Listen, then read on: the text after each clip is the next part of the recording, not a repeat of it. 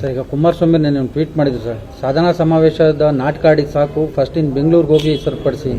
ಅವ್ರನ್ನ ಏನಪ್ಪ ಸ್ವಲ್ಪ ಹೇಳ್ತೀನಿ ಕೇಳಿಲಿ, ಕಳ್ಸ್ವಾಮಿಗೆಲ್ಲ ನಾನು ಉತ್ತರ ಕೊಡೋಕ್ಕಾಗುತ್ತಾ ಸರ್? ಕೊನೆಯದಾಗಿ ಸರ್, ಸರಿನಪ್ಪ, ಅವ್ರು ಇಟ್ ಅಂಡ್ ರನ್ ಗಿರಾಕಿ ಕಳ್ಸ್ವಾಮಿಗೆಲ್ಲ ಉತ್ತರ ಕೊಡೋಕ್ಕಾಗುತ್ತಾ?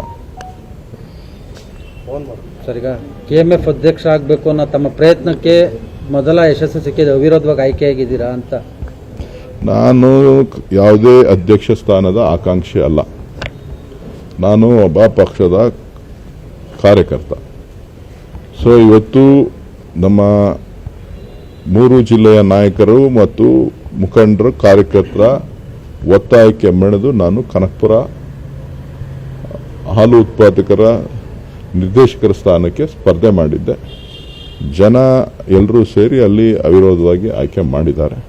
ಅದು ಹೊರತುಪಡಿಸಾಗಿ ಇನ್ನೇನು ಹೇಳಲಿಕ್ಕೆ ಸಾಧ್ಯ ಇಲ್ಲ. ಬೊಮ್ಮಲ್ನಿಂದ ಏನಾದರೂ KMFಗೆ ರೆಪ್ರೆಸೆಂಟೇಟಿವ್ ಆಗ್ತೀರಾ ಅಂತ? ಅದ್ರ ಬಗ್ಗೆ ನನಗೆ ಮಾಹಿತಿ ಇಲ್ಲ. ಅದು ಎಲ್ಲ ನಾಯಕರು ಸೇರಿ ತೀರ್ಮಾನ ಮಾಡ್ತಾರೆ. ಬೊಮ್ಮೂಲ್ ಅಧ್ಯಕ್ಷರು ಯಾರಾಗಬೇಕು ಅಂತೇಳಿ ಚುನಾವಣೆ ಇದೆ, 25ನೇ ತಾರೀಕು ಚುನಾವಣೆ ಇದೆ, 14 ಸ್ಥಾನಗಳಿಗೆ ಚುನಾವಣೆ ಇದೆ. ಅದರಲ್ಲಿ 3 ಸ್ಥಾನಗಳು ಅವಿರೋಧವಾಗಿ ಆಯ್ಕೆ ಆಗಿದೆ.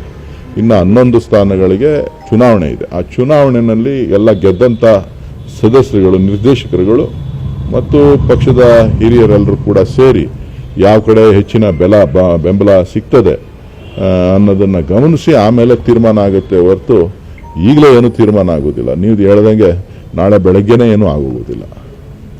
ಎಲ್ಲದಕ್ಕೂ ಸಮಯ ಬೇಕು. ಪ್ರಕೃತಿ ಈ ಸಾರಿ ಒಲ್ದಿದೆ. ಒಂದಷ್ಟು ಸಮಸ್ಯೆಗಳು ಬೆಂಗಳೂರಿನಲ್ಲಿ ಆಗ್ತಾ ಇರ್ಬೋದು. ಇಡೀ ರಾಜ್ಯದ ರೈತರು ಖುಷಿಯಿಂದ ಇದ್ದಾರೆ. ಎಲ್ಲ ಕಡೆ ಕಾಂಕ್ರೀಟ್ ಇರೋದ್ರಿಂದ ಬೆಂಗಳೂರಲ್ಲಿ ನಿಮಗೆ ಜಾಸ್ತಿ ಮಳೆ ಹೋದಂಗೆ ಕಾಣಿಸ್ತಾ ಇದೆ. ನಮ್ಮೂರಲ್ಲೆಲ್ಲ ಇನ್ನೂ ಕೆರೆ ತುಂಬಲಿಲ್ವಲ್ಲ, ಕಟ್ಟೆ ತುಂಬಲಿಲ್ವಲ್ಲ ಅಂತ ನಾವೆಲ್ಲ ಚಿಂತನೆ ಮಾಡ್ತಾ ಇದ್ದೀವಿ.